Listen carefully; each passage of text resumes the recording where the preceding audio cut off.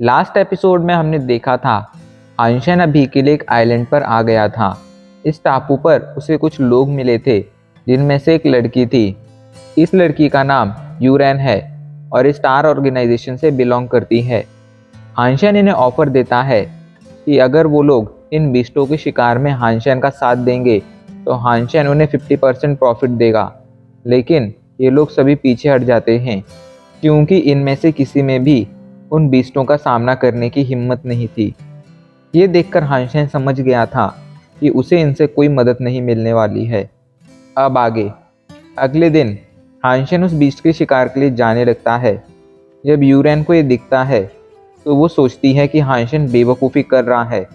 इतने दिनों बाद तो उसे इस टापू पर कोई नया इंसान दिखा था, लेकिन अब वो भी बेवकूफ़ी कर कर अपनी मौत को बुलाने जा रहा था।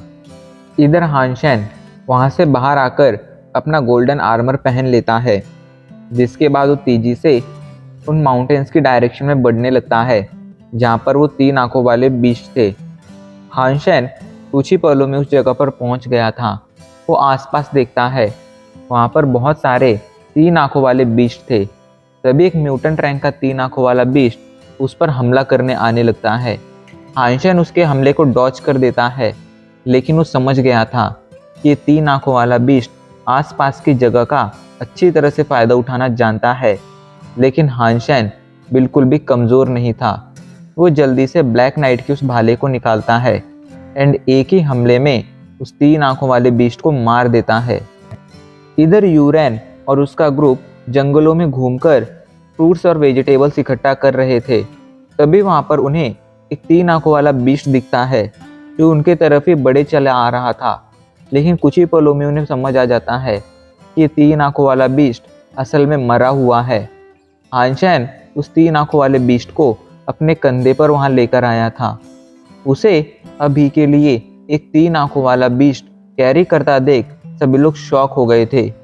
किसी को भी समझ नहीं आ रहा था कि आखिर इस बंदे ने अकेले इन 3 आंखों वाले बीस्ट को कैसे मारा है, जबकि वो लोग इतने सारे होकर भी एक भी म्यूटेंट रैंक के 3 आंखों वाले बीस्ट को नहीं मार पाए थे। हांशन उस बीस्ट को वहीं रख देता है एंड कहता है, मिस यूरेन, क्या आप इस बीस्ट को खरीदना चाहेंगी? तो इस पर यूरेन कहती है, हाँ क्यों नहीं, तुम अपनी कीमत बोलो। तो हांशन मुस्कुराते हुए कहता है, आप चिंता मत कीजिए, मैं आपको ये मार्केट प्राइस पर ही बेच दूंगा। मैं आपसे ज़्यादा नहीं, बस 10 करोड़ मांगता हूँ इस म्यूटेंट रैंक के बीस्ट के लिए। ये सुनकर वो सभी लोग शॉक हो गए थे। अच्छे से अच्छा म्यूटेंट रैंक का बीस्ट 30 लाख का होता था एंड हांशन तो डायरेक्टली उनसे 10 करोड़ मांग रहा था। ये तो बहुत बड़ा डिफरेंस था। यूरेन कहती है, मैं इसके लिए तुम्हें 3 करोड़ दे सकती हूँ, क्या तुम मेरे साथ डील करना चाहोगे? ये सुनकर हांशन कहता है, बिल्कुल भी नहीं, 10 करोड़ मतलब 10 करोड़। बट ये सुनकर यूरेन के साथी गुस्से में आ जाते हैं एंड एक बंदा तो हांशन को मारने के लिए भी कहता है। ये बात सुनकर यूरेन कोई एक्शन तो नहीं लेती है और वो हांशन को घूरते हुए कहती है, देखो अभी के लिए तुम भी यहाँ पर फंसे हो एंड तुम्हारे पास वापस जाने का कोई रास्ता नहीं है। ऐसे में हमसे दुश्मनी मोल लेना तुम्हारे लिए बिल्कुल भी अच्छा नहीं होगा। ये कहकर वो फूशन की तरफ देखने लगती है। उसे उम्मीद थी कि फूशन इस मैटर में इंटरफेयर ज़रूर करेगा, लेकिन फूशन उसकी साइड से कुछ नहीं बोलता है।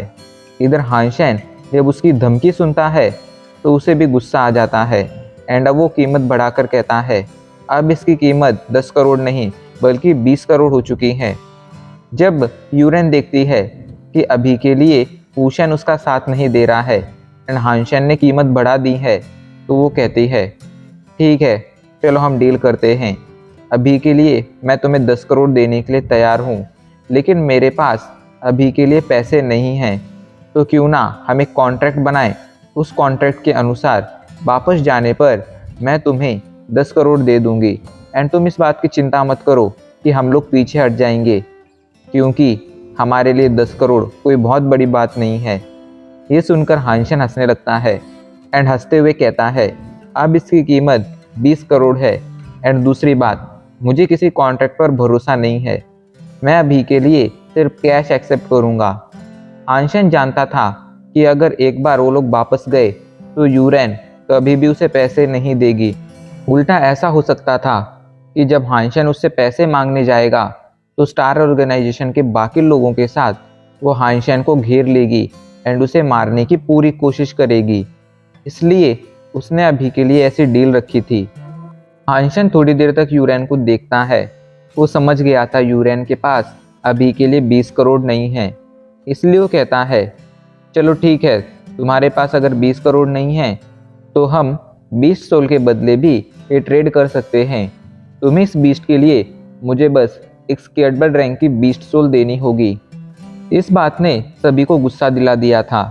एक स्केटबर्ड रैंक की 20 सोल भला एक म्यूटेंट रैंक के क्रिएचर के लिए बहुत ज़्यादा बड़ी कीमत नहीं थी। उन्होंने इसे उंगली क्या पकड़ाई, ये तो हाथ पकड़ने लगा था। आखिर कोई म्यूटेंट रैंक के क्रिएचर के लिए इतनी ज़्यादा कीमत कैसे मांग सकता था।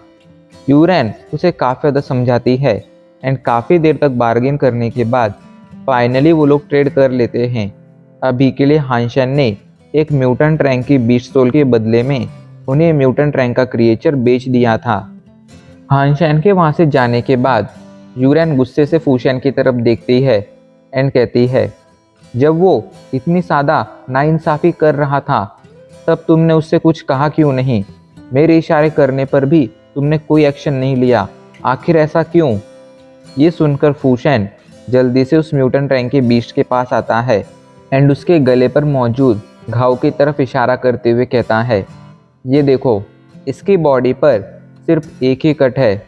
मतलब हानशन ने सिर्फ अपने एक ही हमले में इस बीस्ट को मौत के घाट उतार दिया था। ऐसे में मैं उसे या तुम उसे कम नहीं आंक सकती हो। वो बंदा बहुत ज़्यादा पावरफुल है। ऐसे बंदे से दुश्मनी मोल लेना हमारे लिए बिल्कुल भी अच्छा नहीं होगा। इसलिए मैंने कोई एक्शन नहीं लिया था। अभी के लिए यूरेन भी समझ गई थी कि उसने स्टार्टिंग में हानशन को भले ही कमज़ोर समझ लिया था, पर हानशन असल में कमज़ोर नहीं था। इधर हानशन अगले कुछ और दिनों तक यही सिलसिला जारी रखता है। इन दिनों उसने कुछ और म्यूटेंट रैंक की 20 सोल यूरेन से हासिल कर ली थी। एक रात हानशन अपने पंखों का यूज़ कर कर इस बड़े से टापू के ऊपर उड़ रहा था। वो जानना चाहता था कि आखिर यूरेन इतनी खराब डील के लिए आखिर मान कैसे गई है। वो जब भी कोई म्यूटेंट रैंक का क्रिएचर उसे बेचने जाता था, वो भी बिना किसी बार्गेन के। पिछले कुछ दिनों में हानशन ने उनके ग्रुप को काफ़ी अच्छी तरह से ऑब्जर्व किया था एंड वो समझ गया था यूरेन जो उसे कहानी सुना रही थी कि वो लोग इस टापू पर आना नहीं चाहते थे, पर उसके एडबल्ट रैंक के बीस्ट के हमले की वजह से वो लोग इस टापू पर आकर फंस गए थे। वो कहानी आधी अधूरी सच थी और आधी अधूरी झूठ, क्योंकि यूरेन और उसका ग्रुप असल में इसी टापू पर आना चाहता था। पर आखिर वो लोग ऐसा करना क्यों चाहते थे, इसी का पता लगाने के लिए हानशन अभी के लिए उड़कर माउंटेन्स में घूम रहा था। तभी अचानक से उसकी नज़र माउंटेन के एक स्ट्रक्चर पर पड़ती है। पहले तो उसे कुछ समझ नहीं आता है, पर जब वो उसे ध्यान से देखता है तो उसे समझ आता है कि ये माउंटेन्स देखने में किसी लोटस जैसे लग रहे हैं एंड वो शॉक होकर कहता है, ये तो लाइफ लोटस है। लाइफ लोटस वो जगह होती थी जहाँ पर हमेशा एक नेस्ट होता था और उस नेस्ट के अंदर हमेशा कोई स्केटबर्ड रैंक का बीस्ट का अंडा ज़रूर होता था। वो एक चीज़ जो नेस्ट को खास बनाती थी वो ये थी कि जब भी कोई नेस्ट के अंदर मौजूद अंडे को फोड़ता था तो उसे ज़रूर कोई ना कोई बीस्ट सोल मिलती थी एंड वो भी किसी रेयर टाइप की, ना कि नॉर्मल टाइप की। इस वजह से हानशन अभी के लिए काफ़ी ज़्यादा खुश हो गया था। वो समझ गया था कि यूरेन और उसका ग्रुप इसी नेस्ट की वजह से यहाँ पर आए हैं। वो नेस्ट की तरफ आगे बढ़ना शुरू कर देता है एंड कुछ ही पलों में नेस्ट के एंट्रेंस पर आ जाता है। लेकिन वहाँ पर उसे कोई 3 आँखों वाला बीस्ट दिखाई नहीं पड़ता है। वो समझ जाता है कि ये 3 आँखों वाला बीस्ट असल में इस नेस्ट की रक्षा करने के लिए यहाँ पर नहीं आए हैं। अक्सर ऐसा होता था कि नेस्ट की रक्षा करने के लिए वहाँ पर कई सारे बीस्ट मौजूद होते थे एंड उनमें एक स्केटबर्ड रैंक का बीस्ट भी होता था। इसलिए हानशन को स्टार्टिंग में ये लगा था कि ये 3 आँखों वाले बीस्ट असल में इस जगह पर इस अंडे की रक्षा के लिए हैं, इस नेस्ट की रक्षा के लिए हैं।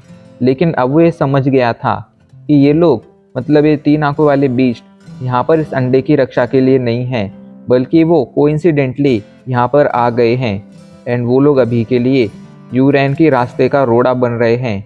अब इस बात से उसे वैसे भी कोई फर्क नहीं पड़ता था, इस वजह से वो इस बात को नज़रअंदाज कर देता है एंड नेस्ट के अंदर एंटर करता है। वो अभी के लिए तेजी से आगे बढ़ता चला जा रहा था। नेस्ट अंदर से काफ़ी ज़्यादा गहरे एंड लंबे होते थे। इस नेस्ट की लंबाई ही 10 किलोमीटर की थी एंड ये लगभग 3 से 4 किलोमीटर गहरा था। ऐसे में समझा जा सकता था कि एक नेस्ट के अंदर जाना कितना ज़्यादा खतरनाक हो सकता था। नेस्ट के अंदर कई तरह के बीस्ट पहले से ही मौजूद होते थे, लेकिन हानशेन जब से यहाँ पर आया था तब से उसे कोई भी बीस्ट नहीं दिखा था। इस वजह से अभी के लिए वो थोड़ा परेशान हो गया था, क्योंकि ये नेस्ट बहुत ही खाली खाली सा लग रहा था। उसके मन में तो अब ये भी ख्याल आया था कि कहीं उसके पहले कोई और ही यहाँ पर आकर शायद वो अंडा फोड़ चुका है। लेकिन ये टापू ह्यूमन शेल्टर से बहुत दूर था, साथ ही साथ यहाँ पर यूरेन का ग्रुप छोड़ दिया जाए तो कोई भी मौजूद नहीं था एंड इन 3 आंखों वाले बीस्टों के रहते यूरेन के ग्रुप में इतनी हिम्मत नहीं थी कि वो लोग यहाँ पर आकर इस नेस्ट के अंदर एंटर कर सकें। तो इस बात की संभावना तो पूरी तरह से ख़त्म हो गई थी कि यहाँ पर उससे पहले ही कोई आया है एंड इस अंडे को फोड़ चुका है। यही सोचकर हानशेन आगे बढ़ता रहता है। फाइनली उसके सामने एक शेल वॉल आ जाती है, जो अक्सर एग रूम की प्रोटेक्शन के लिए वहाँ पर मौजूद होती थी। हानशेन अपनी तलवार से उस शेल वॉल को डिस्ट्रॉय कर देता है एंड जल्दी से अंदर चला जाता है। अंदर अभी के लिए कई तरह के अंडे मौजूद थे, पर हानशेन जानता था इन सभी में से कोई भी वो अंडा नहीं है जिसकी तलाश में वो यहाँ पर आया है। हानशेन पूरे नेस्ट में घूमने लगता है। वो नेस्ट के काफ़ी अंदर आ चुका था, पर उसे अभी तक कोई भी ऐसा बीस्ट नहीं मिला था जो नेस्ट की सुरक्षा के लिए वहाँ पर हो। इस बात ने उसे अब थोड़ा परेशान करना शुरू कर दिया था।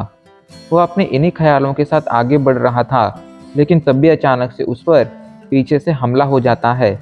हानशेन जल्दी से उस हमले को ब्लॉक करता है एंड हमले करने वाले को देखता है। उसके पीछे अभी के लिए एक ह्यूमनॉइड स्केलेटन बीस्ट खड़ा था। हानशेन उस स्केलेटन बीस्ट को ध्यान से देखता है। उस स्केलेटन बीस्ट बहुत ज़्यादा खतरनाक लग रहा था एंड गुस्से से हानशेन को घूर रहा था। अच्छी बात ये थी कि हानशेन ने इस नेस्ट के अंदर एंटर करते ही अपने गोल्डन आर्मर को वापस ले लिया था एंड अपने क्रिस्टल चींटियों वाले आर्मर को पहन लिया था। इस वजह से वो स्केलेटन के हमले को ब्लॉक कर पाया था। अगर वो अभी के लिए गोल्डन आर्मर में होता तो बिल्कुल भी इस हमले को ब्लॉक नहीं कर पाता। उसके जो ये दोनों आर्मर थे वो भले ही स्केयर्ड ब्लड रैंक के हों, लेकिन दोनों के पास अपनी अपनी खास एबिलिटी थी। उसका जो गोल्डन आर्मर था वो सिर्फ उसकी प्रोटेक्शन कर सकता था, साथ ही साथ वो वज़न में भी काफ़ी ज़्यादा भारी था। इस वजह से वो हानशेन की स्पीड काफ़ी ज़्यादा कम कर देता था। डिफेंस के अलावा उसका कोई खास यूज़ नहीं था।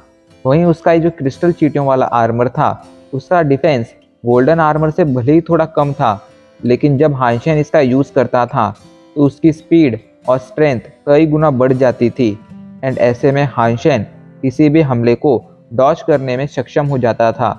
अभी के लिए इसी आर्मर की वजह से हानशेन ये हमला ब्लॉक कर पाया था, वरना अगर वो कहीं गोल्डन आर्मर में होता तो बिल्कुल भी इस हमले को ब्लॉक नहीं कर पाता। हानशेन इस बीस्ट से फाइट करना शुरू कर देता है, तो इस पर कई सारे हमले करता है, लेकिन ये बीस्ट बहुत ही आसानी से उसके हर एक हमले को डॉज कर देता है। ये देखकर अभी के लिए हानशेन थोड़ा परेशान हो गया था। वो जल्दी से इस पर एक और हमला करता है, लेकिन ये बीस्ट अपने पंजों से उसके हमले को बहुत ही आसानी से ब्लॉक कर देता है। उसके पंजे देखने में किसी खंजर जैसे थे। ऐसे में अभी के लिए हानशेन के हमले की वजह से इस बीस्ट पर थोड़ी सी भी चोट नहीं आई थी। ये बीस्ट एक खास तरह का फुटवर्क जानता था, जिसका यूज़ कर ये आसानी से किसी भी हमले से बच सकता था।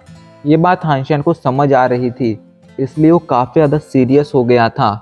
वो सोच में पड़ जाता है उसे क्या करना चाहिए, लेकिन तभी अचानक से वो बीस्ट हानशेन पर एक हमला करता है एंड हमला इतना ज़्यादा खतरनाक था कि उसके क्रिस्टल चींटियों वाले आर्मर पर एक स्क्रैच आ जाता है एंड वो स्क्रैच नॉर्मल नहीं बल्कि काफ़ी गहरा स्क्रैच था।